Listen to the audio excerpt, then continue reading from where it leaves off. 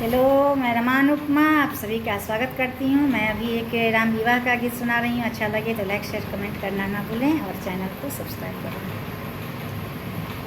राजा जनक जी के बाग में अलबेला रघुबर आयो जी। राजा जनक जी के बाग में अलबेला रघुबर आयो जी। राजा जनक जी के बाग में अलबेला रघुबर आयो जी।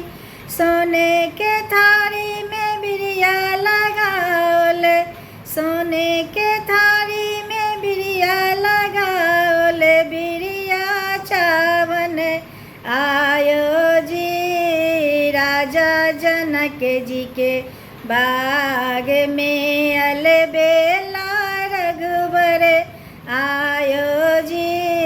राजा जनक जी के बाग में अलबेला रघुबर आयो जी। हाथ कमंडल रेशम डोरी, हाथ कमंडल रेशम डोरी, गिरिजा पूजन आयो जी। राजा जनक जी के बाग में अलबेला रघुबर आयो जी। राजा जनक जी के बाग में अलबेला रघुबर आयो जी।